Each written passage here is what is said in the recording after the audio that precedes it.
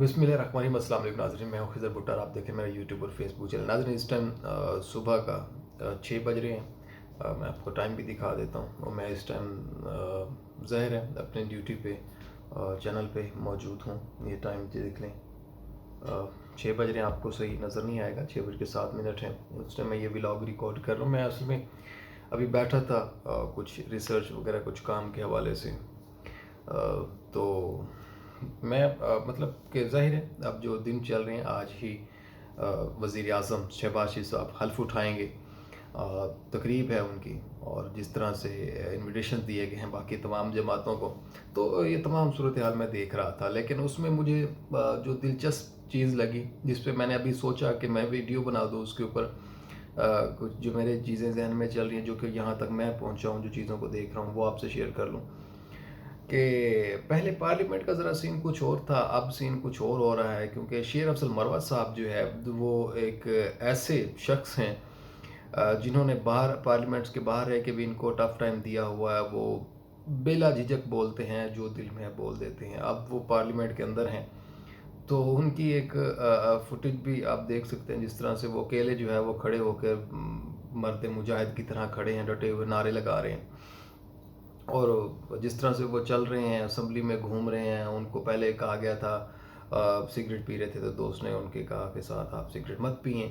उन्होंने कहा जी मैं पीऊँगा सिगरेट। अगर उनको मसला है स्पीकर साहब को, तो वो खुद उठ कर चले जाएं। तो मतलब कि इस तरह की जो है वो मरवत साहब का एक जो स्टाइल है वो अब नज़र आ रहा है पार्लियामेंट में। और उन्होंने खुद कहा है कि मैं इनका जीना हराम कर दूंगा पार्लियामेंट में। तो उन्होंने कुछ नारे भी लगाए हैं। वो नारे मैं यहाँ पे आपको सुनवा नहीं सकता, आपने सुने होंगे। खड़े होके वो डाइस पे चले गए थे मियाँ साहब के पास, तो उन्होंने वहाँ पे जाके नारे लगाए हैं। और जिस तरह से भी अब पार्लियामेंट के अंदर एक अब सिचुएशन ज़ाहिर है, आज से हल्फ उठाएंगे वज़ीर आज़म साहब, फिर काबीना का ना इजलास होगा, फिर सदर का 9 मार्च को होने जा रहा है, इस तरह से फिर सेनेट का 15 को है।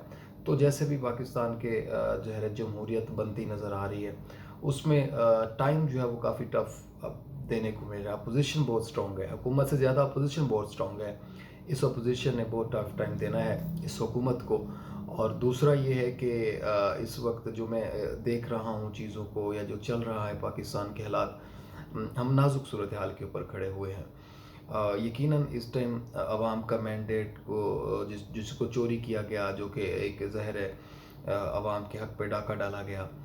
जिस हलकों में भी ये हुई, धांधलियाँ हुई, फिर जीत हुई, फिर उसके बाद कल रैली निकाली गई, ज़ाहिर है उस 3 मार्च को, तो उस रैली को भी रोका गया, लाठी चार्ज किया गया उनके ऊपर। बल्कि सॉरी 2 मार्च को लाठी चार्ज किया गया उनके ऊपर, कारकुनों को गिरफ्तार किया गया। ये पंजाब में हुआ। मरियम साहबा ने कहा कि ऐसा नहीं होगा, लेकिन ये हुआ। तो कहने का मतलब ये है कि जो सुन रहे हैं, जो वादे जो दावे हम सुन रहे हैं कि ऐसा होगा, वैसा हो नहीं रहा। पंजाब में मरियम साहबा अपने आप को स्ट्रॉन्ग वज़ीर आला के तौर पर समझती हैं कि वो सही काम कर रही हैं। इसी तरह से शहबाज साहब जो है वो आप मियाँ साहब समझते हैं कि वो एक बेहतर वज़ीर आला। उन्होंने तकरीर की और उसमें भी कहा कि जी पिछली हुकूमतों का किया धरा था, अपनी हुकूमत का नाम नहीं लिया। फिर उन्होंने मियाँ साहब से सलाम किया। तो हुकूमत बन गई है, लेकिन अवाम मायूस है। पहले होता था कि अवाम खुश होती थी, अब अवाम मायूस है।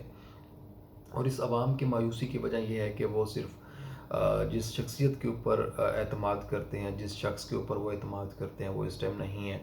और दूसरा जो है, जिस तरह से अभी लगता है कि जो पाकिस्तान की बाकायदा बाकी जमातें हैं, सिर्फ अभी देखो उमर अयूब साहब ने सिर्फ जो है वो 92 वोट लिए थे, उसके बाद शहबाज साहब ने 201 वोट लिए।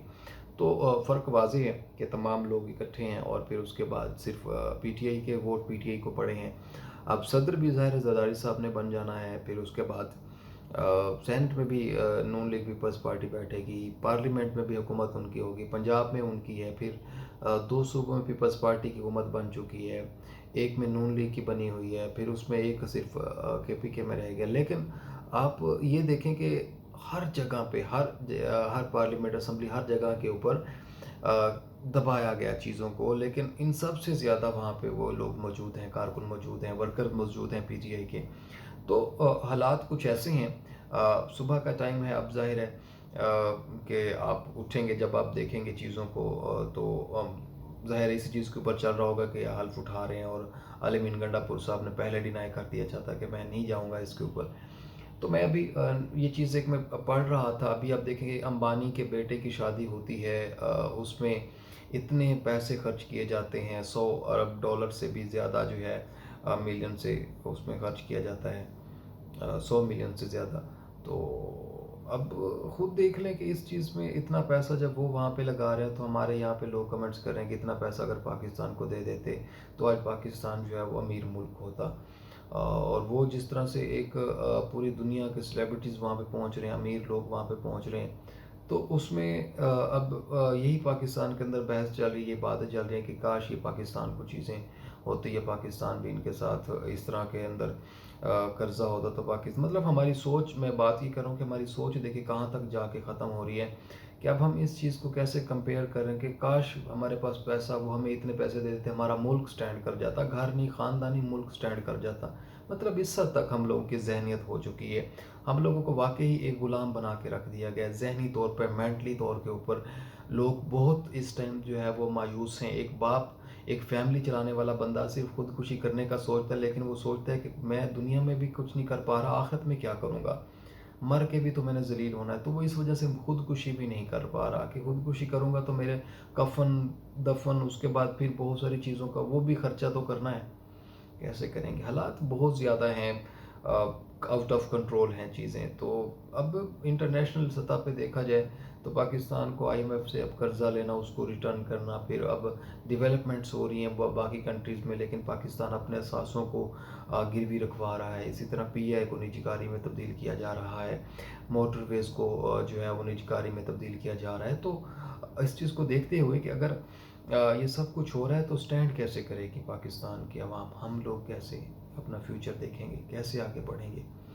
تو اللہ بہتر کرے. اب کیا ہو سکتا ہے، صبح کا ٹائم ہے، ہم تو یہی دعا کر سکتے ہیں کہ جو بھی ہو بہتر ہمارے پاکستان کے لیے، ورنہ فیوچر مایوسی پھیلانا ظاہر ہے ایک گناہ ہے، مایوسی کی بات نہیں کر رہے، لیکن کچھ ٹیکنیکل چیزیں کی بنا کے اوپر دیکھا جائے تو اس ملک میں جمہوریت کا جنازہ دفن کر دیا گیا. میں بار بار یہ بات کر رہا ہوں کہ پاکستان صرف نام کا، اب کتابیں صرف نام کی رہ گئی ہیں، اب ایک تاریخ صرف نام کی رہ گئی ہے، وعدے دعوے، بس ایک خاندان، دو خاندان حکومت کر رہے ہیں پاکستان کے اوپر، گھر کی جاگیر سمجھا ہوا ہے اور کچھ بھی نہیں ہے.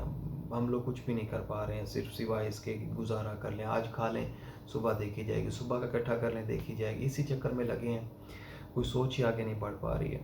میں اس ٹائم تھوڑا اپسیٹ بھی ہوں چیزوں کو دیکھ کر، لیکن بس سوچا تھا، میں نے کہا فری ہونے سے بہتر ہے کچھ ذہن میں جو چیزیں چل رہی ہیں وہ آپ لوگوں سے شیئر کر لی جائیں. لیکن تھوڑی آپ سے ایک ریکویسٹ بھی کرنی تھی کہ آپ کائنڈلی، میں ابھی اس طرح سے نہیں کر پا رہا جذباتی تقاریر یا جذباتی طریقے سے، یا آپ کو پراپرلی میسج ابھی نہیں پہنچا پا رہا، لیکن ریکویسٹ بھی سمجھ لیں اس میں کہ تھوڑی سی اگر آپ سپورٹ کر دیں، سبسکرائب کر لیں، لائک کر دیا کریں، شیئر کر دیا کریں، تو اس میں ہمیں ظاہر ہے کہ تھوڑی اس میں ہمیں وہ ملتی ہے کہ کیا کہتے ہیں اس کو، کہ تھوڑی بہتری ہمیں نظر آتی ہے، ہمیں تھوڑی موٹیویشن مل جاتی ہے، ہم انکریج ہو جاتے ہیں. تو یہ آپ لازمی کر دیا کریں. بہت شکریہ آپ کا. نیکسٹ ولاگ میں پھر ملاقات ہوگی انشاءاللہ. اللہ حافظ. یہ فی الحال ایک نارمل میں آپ سے بات کر رہا تھا، تو انشاءاللہ کل آپ سے دوبارہ نئے ولاگ میں ملاقات ہوگی. اللہ حافظ.